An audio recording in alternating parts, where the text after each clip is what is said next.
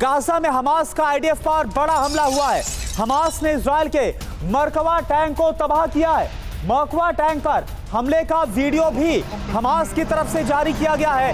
ये देखिए आप, हमास भी किस तरह से लगातार बड़े हमलों को अंजाम दे रहा है। हमास शांत नहीं बैठा, इसका सबूत ये तस्वीरें बता रही हैं। आईडीएफ का जो ग्राउंड ऑपरेशन गाजा में चल रहा है, वहां पर इजरायली टैंक को कैसे निशाना बनाया गया, ये देखिए आप।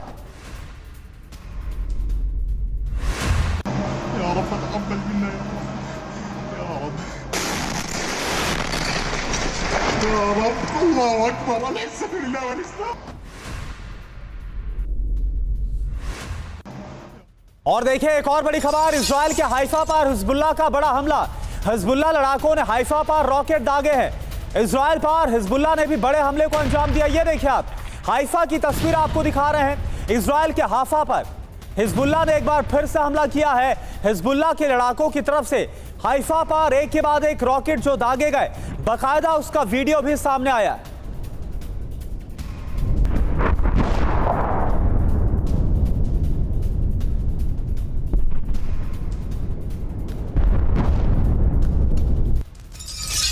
और देखिए यमन से बड़ी खबर, यमन की सेना का बड़ा मिसाइल हमला। इजरायली ठिकानों को निशाना बनाकर हमला किया गया। तो एक तरफ हमास है, दूसरी तरफ हिजबुल्लाह, और वहीं यमन से भी अब इजराइल के खिलाफ बड़े हमलों को अंजाम दिया जा रहा है, जिसका सबूत ये तस्वीरें हैं।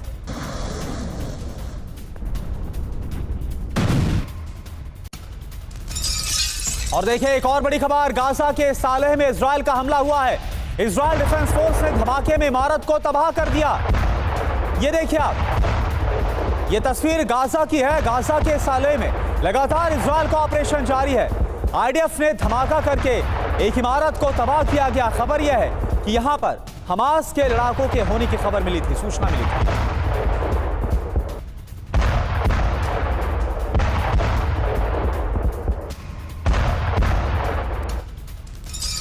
और एक और बड़ी खबर, सीरिया लेबनान बॉर्डर पर इजराइल का हमला।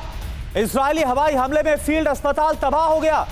हमले में एम्बुलेंस, चिकित्सा उपकरण भी नष्ट हुए हैं। तो लगातार लेबनान और सीरिया बॉर्डर पर इजराइल की तरफ से हमलों को अंजाम दिया जा रहा है। एक और हमला जो हुआ है वो इस वक्त आपको दिखा रहे हैं, और इस हमले की चपेट में फील्ड अस्पताल आ गया। ये देखिए, पूरा अस्पताल तबाह हो गया इस हमले में। हमले में एम्बुलेंस, चिकित्सा उपकरण भी नष्ट हो गए।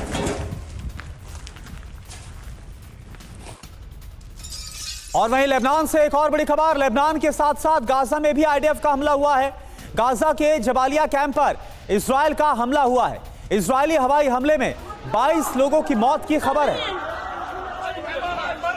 और देखिए, इजराइल की सुरक्षा में बड़ी सेंधमारी की गई है। तेल अवीव में जासूसी ड्रोन नजर आया है। इमारतों के ऊपर उड़ता हुआ नजर आया है ड्रोन।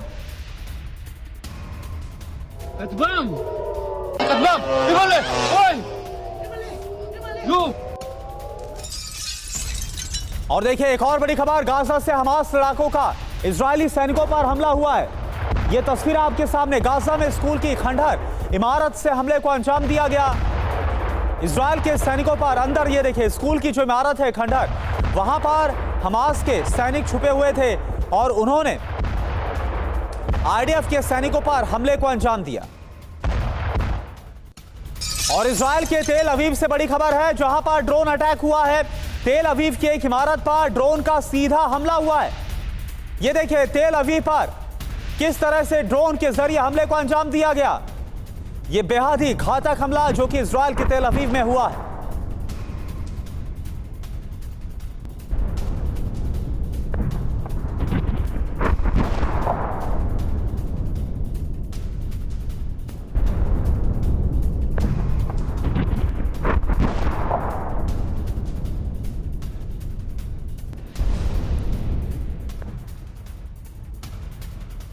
तो देखिए, इजराइल जो कि ईरान से बदला लेना चाहता है और कभी भी बड़े हमले को अंजाम दिया जा सकता है, लेकिन इन तमाम बड़ी खबरों के बीच कैसे ईरान की तरफ से बड़ा हमला किया गया है कुछ देर पहले की बड़ी खबर है, यह हम आपको बता रहे हैं क्योंकि यह जो खबर है वो मिडिल ईस्ट में महायुद्ध की घंटी बजा चुकी है। काउंटडाउन शुरू हो गया है। इजराइल और ईरान के बीच कभी भी आमने सामने की अब जंग शुरू हो सकती है। इजराइल किसी भी वक्त ईरान पर बड़ा हमला कर सकता है।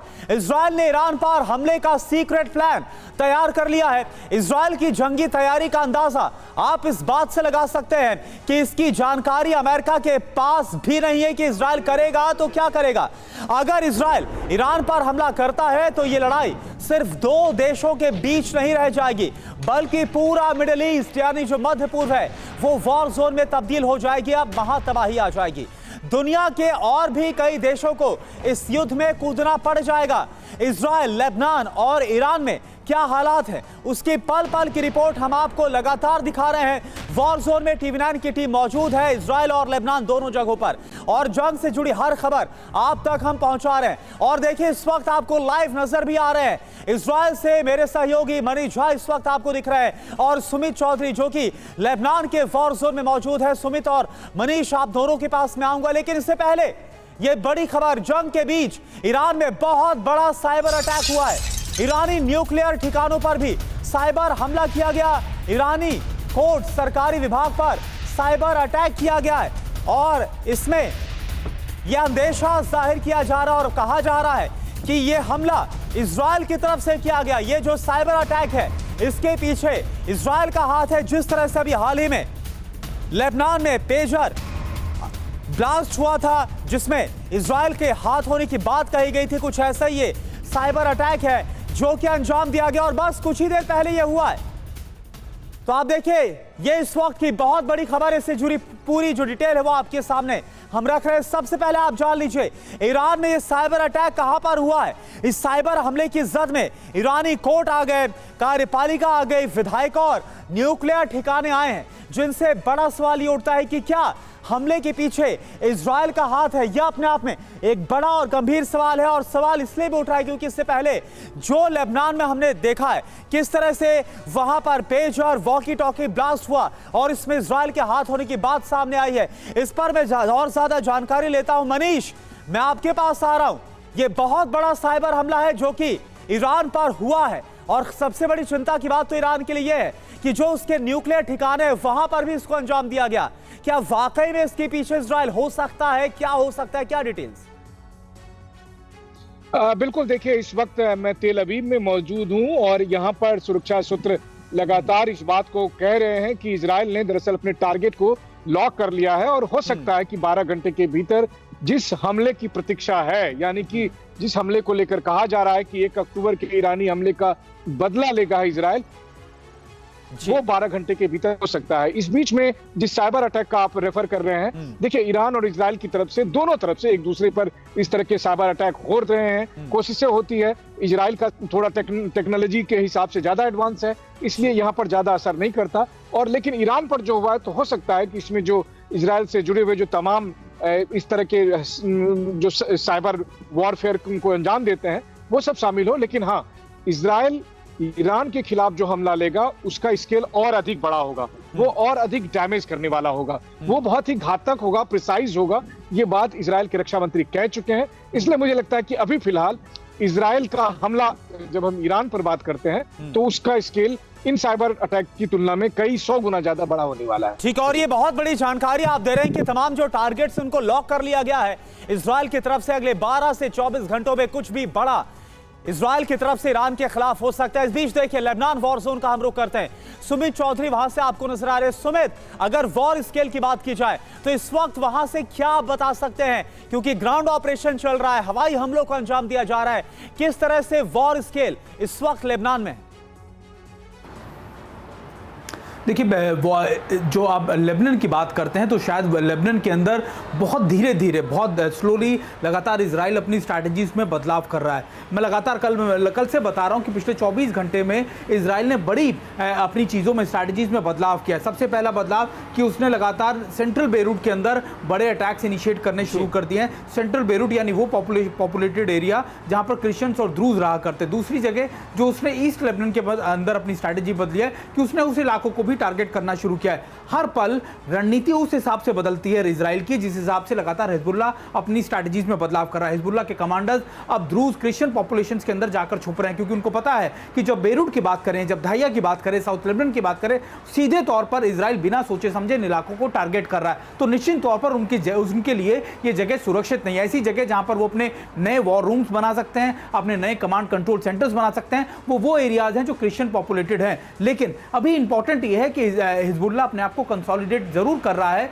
लेकिन वो कंसोलिडेशन का प्रोसेस इतना स्लो है कि इजराइल भी उस कंसोलिडेशन के प्रोसेस को मॉनिटर नहीं कर पा रहा है। लगातार अब ये कोशिश की जा रही है हिजबुल्लाह की तरफ से कि जब अटैक किए जाएं वो लॉन्ग रेंज मिसाइल से बड़े अटैक्स किए जाएं। छोटे मोटे अटैक्स के अंदर इजराइल को कोई उसका नुकसान नहीं हो रहा। तो जो हिजबुल्लाह की स्ट्रेटजी है वो लॉन्ग रेंज मिसाइल से लगातार तेल अवीव या आसपास के हाइफा के इलाकों को टारगेट करने की है। का जो असर है देख भी पा रहे हैं, जो कुछ तेल अवीव की तस्वीरें आ रही हैं, हाइफा की आ रही हैं, खलीली की आ रही है, किस तरह से यहाँ पर जो हमले अंजाम दिए जा रहे हैं ये टारगेट को जाकर हिट भी कर रहे हैं। इस बीच आप दोनों के पास में आऊंगा, सुमित और मनीष, एक और बड़ी खबर का हम रुक कर रहे। देखिए वॉर जोन से एक और बड़ी खबर है जिस वक्त आपके सामने ईरान पर किसी भी वक्त हमला कर सकता है इजराइल। जिस तरह से मनीष अभी बता भी रहे थे, इजराइल ने यूएस को नहीं दी है सैन्य ऑपरेशन की पूरी डिटेल्स।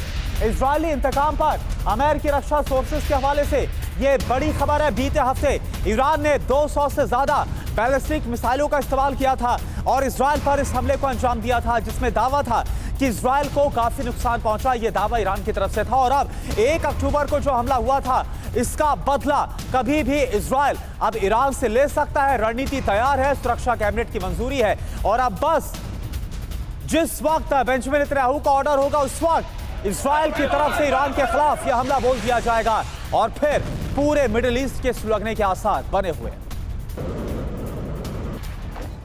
और एक और बड़ी खबर, सोर्सेस के मुताबिक इजराइल सैन्य ऑपरेशन को तब भी गुप्त रखना चाहता है जब अमेरिका इजरायली इंतकाम में मदद करने को तैयार है, पूरे सपोर्ट में खड़ा हुआ है। हाल ही में अमेरिकी रक्षा सचिव लॉयड ऑस्टिन और इजराइल के रक्षा मंत्री योव गैलेंट ने फोन पर बात की। इस दौरान ईरान को जवाब देने के संभावित तरीकों पर चर्चा हुई है, लेकिन इजराइल कब और क्या कर सकता है इस पर अंतिम फैसला अभी तक नहीं लिया गया है और ये जो पूरी जानकारी है वो बताई भी नहीं गई है, इसे छिपा कर रखा जा रहा है अमेरिका से। तो यानी कि हमेशा की तरह इजराइल के जवाबी एक्शन पर सस्पेंस बरकरार है। लेकिन समझते हैं अगर इजराइल 1 अक्टूबर को ईरान की तरफ से जो मिसाइलें दागी गई 200 से ज्यादा बैलिस्टिक मिसाइल, इसका बदला लेता है तो वो क्या करेगा, क्या ऑप्शंस उसके पास है और फिर इसका अंजाम क्या होगा, ये जानना आपके लिए बहुत जरूरी है। पहली संभावना क्या है, इजराइल खर्ग ऑयल टर्मिनल पर सीधे हमला करे। यहीं से ईरान अपने देश का 90% तेल एक्सपोर्ट करता है। बहुत बड़ा नुकसान होगा इस हमले में अगर ऐसा करता है इजराइल। हालांकि इस कदम के खतरे भी बहुत ज्यादा है। जाहिर है कि ईरान पलटवार करेगा और जंग काबू से बाहर हो जाएगी। दूसरी संभावना क्या है, इजराइल ईरान के कई सैन्य अड्डों को तबाह कर दे। इससे बेंजामिन नेतन्याहू ये संदेश देने में कामयाब हो जाएंगे कि इजराइल कभी भी कहीं भी हमला कर सकता है। और तीसरी बड़ी संभावना क्या बन रही है, इजराइल ईरान के जो न्यूक्लियर साइट्स है, न्यूक्लियर ठिकाने हैं, वहां पर सीधे धावा बोल दे, जिससे ईरान के परमाणु बम बनाने का मंसूबा काफी साल पीछे चला जाएगा, उसे बड़ा सेटबैक मिलेगा। चौथी संभावना क्या नजर आ रही है, इजराइल ईरानी सुप्रीम लीडर आयतुल्लाह खामनेई का तख्ता पलट कर दे। और यही वजह है कि आयतुल्लाह खामनेई के करीबी भूमिगत इस वक्त हो गए। तमाम जो संभावनाएं वो बनती हुई नजर आ रही। इधर इजराइल इस वक्त क्या करने के बारे में सोच रहा है ये समझना बहुत ज्यादा जरूरी। इसके बारे में बात करते हैं इजराइल में मौजूद हमारे संवाददाता मनीष झा से। तो मनीष, आपको क्या लग रहा है, क्या इजराइल ईरान पर जल्द बड़ा हमला करने वाला है, क्या आपको नजर आ रहा है? देखिए, आज यहूदी समुदाय के लोग और इजराइल यौम किपुर मना रहे हैं, जिसमें मान्यता यह है कि ईश्वर आज की दिन तकदीर लिखते हैं। कहा जा रहा है कि इजराइल ने भी ईरान पर हमले को लेकर ईरान की तकदीर लिख दी है। टारगेट सेट कर लिए गए हैं और 12 घंटे के भीतर, यानी कुछ घंटे के बाद जब यौम किपुर जो कि यहूदियों का सबसे पवित्र दिन है वो खत्म हो जाएगा, उसके बाद ईरान पर हमला होगा। इस तरह की बातें सामने आ रही है। अब सबसे बड़ी बात है, इजराइल का बस चलता तो ईरान पर हमला हो चुका होता सीधे, चाहे ऑयल एसेट्स हो या फिर मिलिट्री टारगेट हो या फिर न्यूक्लियर साइट्स हो, इन पर टारगेट कर देता। दिक्कत यह है कि ईरान के पास हमास या हिजबुल्लाह की तुलना में बहुत बड़ी संख्या में एयर डिफेंस सिस्टम मौजूद हैं। रूस के दिए हुए S-300 या SA-22 और इसके अलावा डोमेस्टिक और भी कुछ एयर डिफेंस सिस्टम मौजूद है। ऐसी स्थिति में इजराइल सोच समझकर हमला करना चाहता है, एक ऐसा हमला कि ईरान को तो बहुत नुकसान हो, लेकिन इजराइल के एक भी फाइटर जेट को कहीं से कोई क्षति ना पहुंचाए। इसीलिए उन्होंने उसी हिसाब की एक रणनीति बनाई है।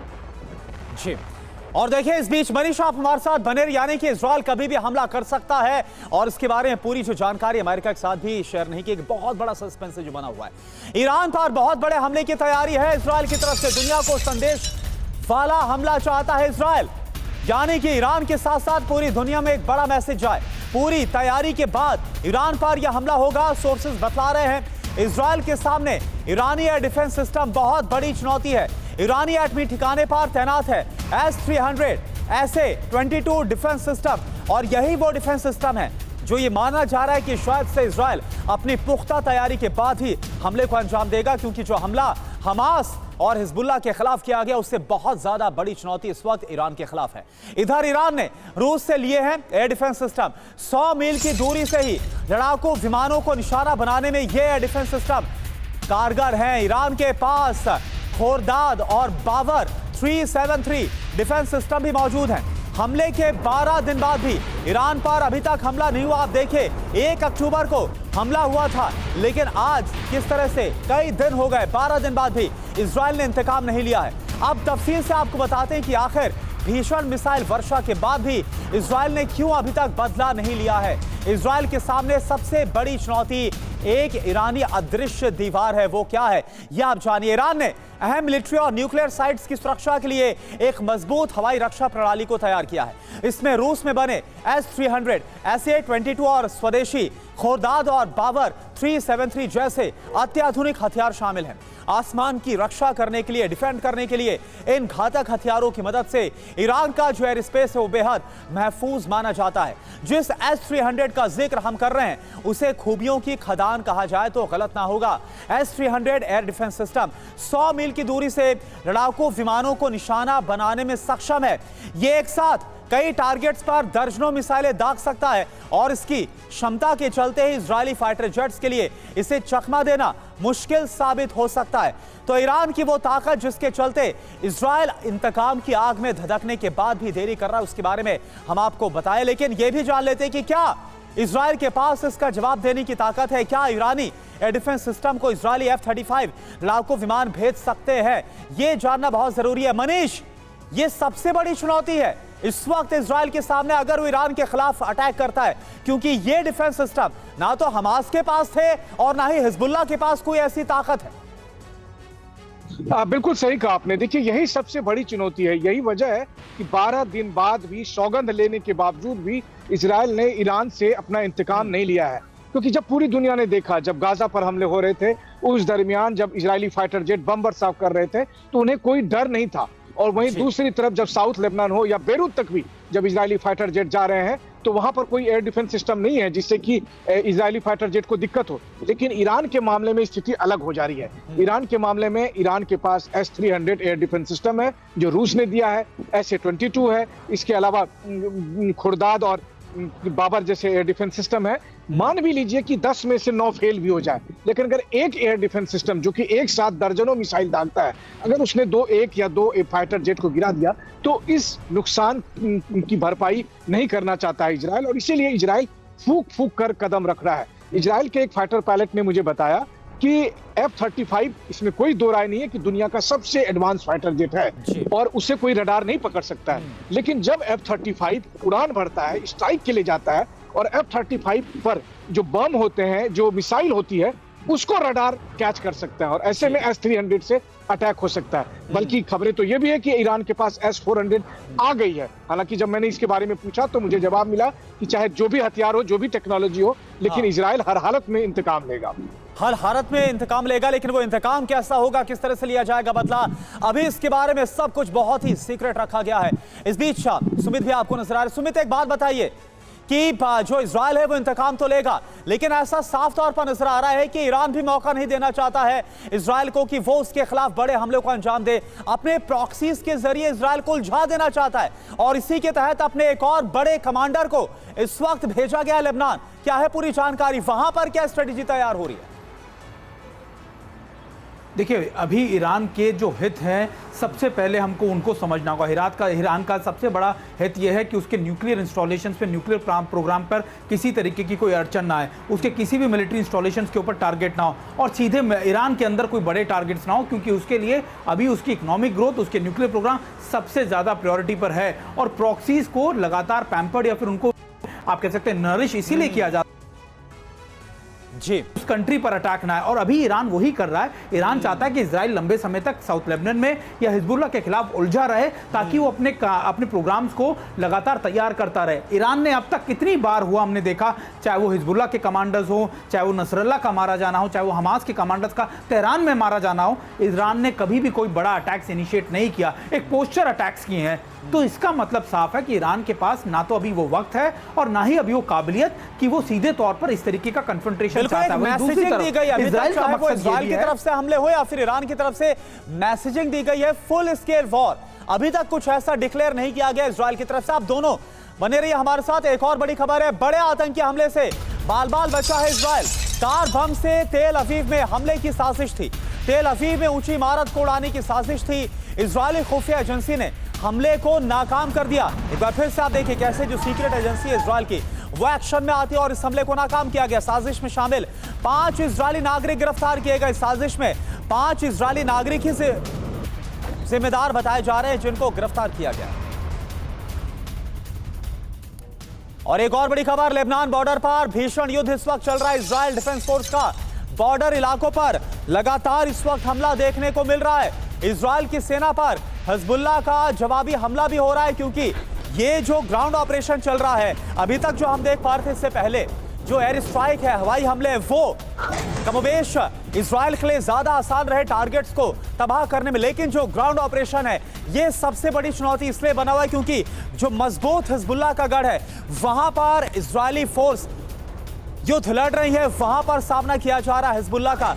ऐसे में जो नुकसान है वो आईडीएफ को भी उठाना पड़ रहा है। और उसी ग्राउंड ऑपरेशन की एक तस्वीर भी इस वक्त हम आपको दिखा रहे हैं, किस तरह से दक्षिण लेबनान में आईडीएफ का ये ग्राउंड ऑपरेशन चल रहा है। तो इजराइल की सेना लेबनान में दाखिल होने की कोशिश कर रही, लेकिन उसे हिजबुल्लाह की तरह ही जबरदस्त चुनौती मिल रही। हिजबुल्लाह लगातार उसके सामने बड़े चैलेंजेस सामने रख रहा है। 11 दिन की अगर बात की जाए तो इजरायली सेना लेबनान में सिर्फ 2.5 किलोमीटर अंदर ही दाखिल हो पाई। आप समझिए, आईडीएफ और हिजबुल्लाह के बीच 3 मोर्चों पर जबरदस्त लड़ाई चल रही है और इससे जुड़ी पूरी जानकारी। इजराइल का बदला, 3 तरफ से हमला हो रहा है। लेबनान बॉर्डर पर विध्वंसक इस वक्त युद्ध चल रहा है। आईडीएफ हिजबुल्लाह के बीच जमीनी जंग चल रही है। हिजबुल्लाह ने अपनाई है पलटवार की रणनीति। आईडीएफ को कदम कदम पर हिजबुल्लाह की इस चुनौती का सामना करना पड़ रहा है। अब आप देखिए कहां कहां पर यह सब हो रहा है। मैप भी इस वक्त आपके सामने, नकोहा, जुबैल, ताइबे, ये वो इलाके हैं दक्षिणी लेबनान के जहां पर आमने सामने का युद्ध, आमने सामने की जंग आईडीएफ और हिजबुल्लाह के लड़ाकों के बीच में हो रही है। और चलिए अब आपको बताते हैं कि इजराइल की सेना को दक्षिणी लेबनान में किन चुनौतियों का सामना करना पड़ रहा है। हिजबुल्लाह ने दक्षिणी लेबनान के पहाड़ी और घने इलाकों में अपनी पकड़ को मजबूत कर रखा है। इन इलाकों में गुरिल्ला युद्ध लड़ना आसान होता है हिजबुल्लाह के लिए। आईडीएफ के खिलाफ छिपकर विरोधी सेना पर बड़ा हमला किया जा सकता है। हिजबुल्लाह के पास अत्याधुनिक मिसाइल और रॉकेट सिस्टम है, जिससे हिजबुल्लाह इजराइल पर लगातार हमले कर रहा है। हिजबुल्लाह को स्थानीय लोगों का समर्थन भी हासिल है, जो लगातार एक ढाल की तरह हिजबुल्लाह की मदद कर रहे हैं। इजराइल पर अंतर्राष्ट्रीय दबाव भी है कि वो लेबनान में सैन्य कार्रवाई में संयम भी दिखाए। यह दबाव संयुक्त राष्ट्र और यूरोपीय देशों की ओर से, आपको याद होगा कुछ ऐसे ही दबाव गाजा युद्ध के दौरान भी देखने को मिला था, ऑपरेशन के दौरान, जिसकी वजह से हो क्या रहा है कि इजराइल की सेना को सावधानी पूर्वक अपनी रणनीति बनानी पड़ रही है और आगे बढ़ना पड़ रहा है। एक और बड़ी खबर, इजराइल लेबनान युद्ध से जुड़ी है, बहुत बड़ी खबर है। इजराइल के लिए खुफिया जानकारी जुटा रहा है अमेरिका। अमेरिकी वायुसेना का विमान लेबनान के तट पर सक्रिय है। ब्रिटेन की वायुसेना भी खुफिया जानकारी जुटाने में मदद कर रही है। तो आप देखिए अमेरिका जो लगातार सपोर्ट कर रहा है और इसके अलावा एक और नेटो कंट्री ब्रिटेन भी इस वक्त जो कि इजराइल के साथ खड़ा हुआ है, ये दोनों किस तरह से सीक्रेट इंफॉर्मेशन, खुफिया जानकारी इकट्ठा करके इजराइल को दे रहे हैं और इसी खुफिया जानकारी का ही परिणाम है। इससे पहले भी जो सटीक जानकारियां मिली है अभी तक, जो कामयाबी इजराइल की तरफ से हासिल की गई है, आपको बताते हैं अमेरिका और ब्रिटेन के कौन कौन से विमान खुफिया जानकारी जुटाने में लगे हैं। अमेरिकी वायुसेना का बोइंग A-3B सेंट्री विमान लेबनान तट के करीब सक्रिय है। इसे हवाई युद्ध क्षेत्र में नजर रखने, खुफिया जानकारी जुटाने और लड़ाकू विमानों को निर्देशित करने के लिए डिजाइन किया गया। इसके अलावा P-3I की बात करें तो P-3I एरीज अमेरिकी नौसेना का विमान है। इसे समुद्री निगरानी, पनडुब्बी युद्ध और समुद्री खोज और बचाव मिशन के लिए इसका इस्तेमाल किया जाता है। ब्रिटेन के शैडो R1 को निगरानी, टोही और खुफिया मिशन के लिए डिजाइन किया गया है और यही लगातार इजराइल की मदद करते हुए नजर आ रहे हैं। इजराइल के संभावित हमले से किस तरह से ईरान डर गया, ये बड़ी खबर आ रही है।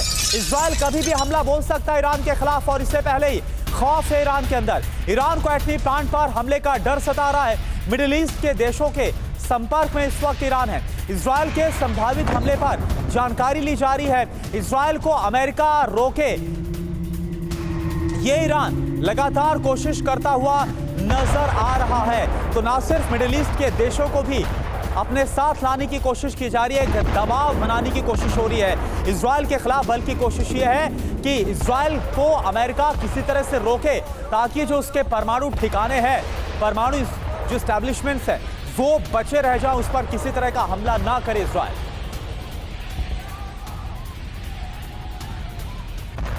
और एक और बड़ी खबर, ईरान में IRGC के कमांडर की लाश बरामद हुई है। बेरूत हमले में मारा गया था अब्बास निलफोरोशान। हमले के दौरान नसरल्लाह के साथ था निलफोरोशान। तो आप देखें इस कमांडर की जो लाश है वो बरामद हुई है ईरान में। IRGC के कमांडर हैं जिनकी बेरूत में अब लाश बरामद हुई है। बेरूत हमले में मारा गया था अब्बास निलफोरोशान, जिसकी तस्वीर इस वक्त आपको दिखा रहे हैं। और ये ईरान के IRGC कमांडर हैं। हमले के दौरान नसरल्लाह के साथ ही था निलफोरोशान और अब IRGC कमांडर की लाश भी बरामद हो गई है।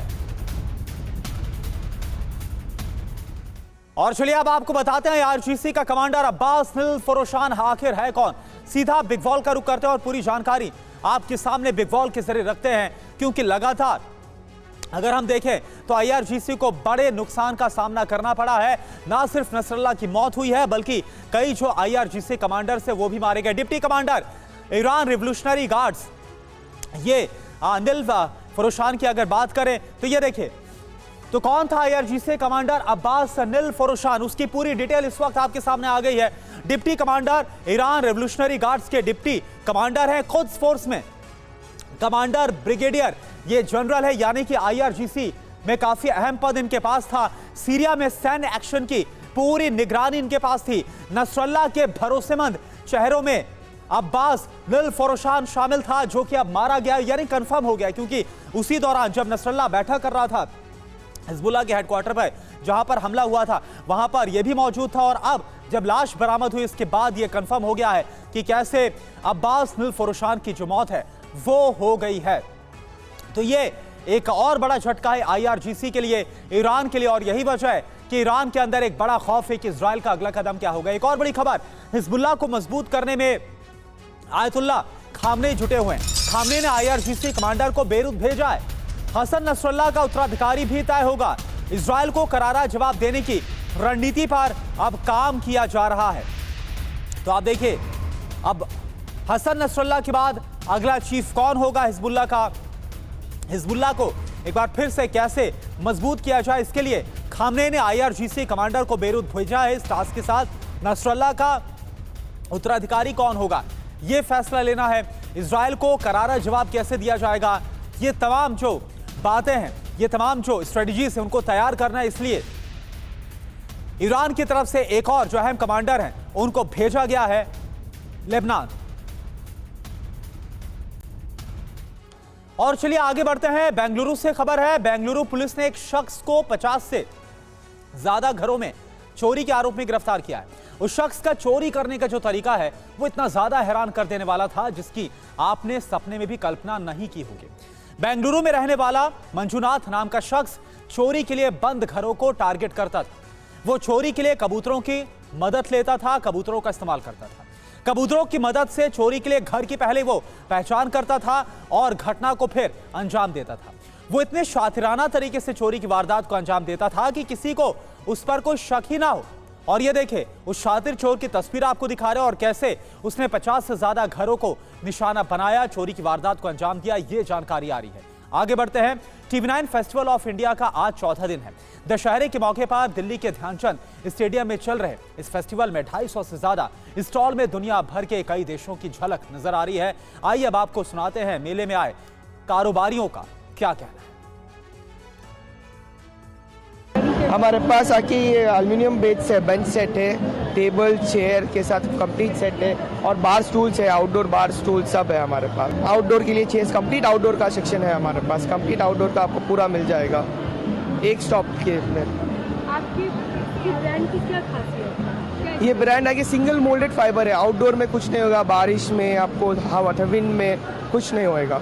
आप ये फाइबर चेयर्स की सब आपको 10 years life time fibre chairs आपको काम आते हैं। क्यों बोले तो सिंगल मोल्डेड फाइबर है। और जो टेम्पर्ड ग्लास है हमारा टेम्पर्ड ग्लास है, नॉर्मल ग्लास नहीं है, टेम्पर्ड ग्लास। ये पूरा ये टर्की का लेक्सस टर्की इंपोर्टेड है। ये चीज़ हम लोग डायरेक्ट इंपोर्ट करते हैं हम लोग टर्की से। ये फर्स्ट टाइम हम लोग दिल्ली में TV9 शो से हम लोग इंट्रोड्यूस किया है। ये चीज़ जो प्राइस दिया है बहुत होलसेल प्राइस में दे रहे हैं, मतलब फ्लैट डिस्काउंट दे रहे हैं हम लोग। बहुत अच्छे अच्छे कारपेट लेके आए हैं जो कि टर्की से है, ईरान से है और हम लोग बहुत अच्छी क्वालिटी में बनवाते हैं। ऐसा नहीं कि मोस्टली जो कारपेट आता है इंडिया में वो मतलब 1600-1700 ग्राम के आते हैं, लेकिन हम लोग स्पेशली बनवाते हैं 2600 ग्राम। तो ये बहुत ही स्पॉन्जी है, स्मूथ है और ड्यूरेबल है। ये है मसाज चेयर है, मल्टी एक्सरसाइज मशीन है, लेग मसाजर है। ओनिक्स स्टोन का स्टॉल है मेरे पास। 100 रुपए से लेके 4 लाख तक का सामान है। क्या है? ये लॉइन है, टोटाइज है, छोटे लॉइन है, एप्पल है, पाउल है, वाइन गिलास है, डिफरेंट साइज के फ्लावर वास हैं, वो फाउंटेन है, मटके हैं। और ये मेरा ओनिक्स स्टोन जो है पूरे वर्ल्ड में कहीं भी होगा ओनिक्स, या तो पाकिस्तान को होगा या अफगानिस्तान को होगा। इसका खासियत है इसका लाइफ टाइम कोई मेंटेनेंस नहीं है और जो भी कलर देख रहे हैं नेचुरल है और फुल ट्रांसपेरेंट होता है। इसके अंदर कोई लाइट डालेंगे तो ग्लो करेगा। हमारे पास डेट से तरह तरह डेट से वो ज़ाफ़रान है हमारे पास, इलायची है और ज्वेलरी मेन हमारे पास ज्वेलरी होता है मैम। आज दूसरा हमारे पास क्वालिटी हम लोग प्रीमियम क्वालिटी का रखते हैं मैम। दूसरा ज्वेलरी में क्वालिटी है, फेरोज़ा याकूत ज़मरुद हमारे पास होता है। और फिर ज़ाफ़रान हर कंट्री में होता है, ईरान में होता है, अफ़गानिस्तान में होता है, कश्मीर में होता है। ईरान का क्या होता है वो ऊपर क्वालिटी 80% पूरा वर्ल्ड में सप्लाई होता है मैम, पूरा वर्ल्ड में सप्लाई होता है। ये आप देख सकते हो इसका प्योरिटी किस तरह पता चलता है, क्योंकि मोटा हो हर तरह क्वालिटी हाई हो उसी तरह इसका क्वालिटी में हाई होता है। आपके स्टॉल पर क्या खास है? Jewelleries Iranian silver and real stone. कहाँ से? ईरान? ईरान। क्या क्या स्टोन खास है इसमें? कैसे? इसमें सारा रियल स्टोन है। तो ब्लू सफायर है, रूबी है, टाइगर आई है, बहुत सारे स्टोन है, फेरोज़ा है, हकीक है, लाजवर्ड, बहुत सारे स्टोन है। और सारी स्टोन की ज्वेलरी है? भले यस। हमारे स्टॉल में सारा अफगानिस्तान का ड्राई फ्रूट है। क्या क्या है ड्राई फ्रूट? ड्राई फ्रूट में आइटम बहुत ज़्यादा है, जैसे यहाँ से पम्पकिन सीड हो गया, सनफ्लावर सीड हो गया, किशमिश हो गया, मुनक्का हो गया, बाकी बेरीज है, बेरीज फैमिली है।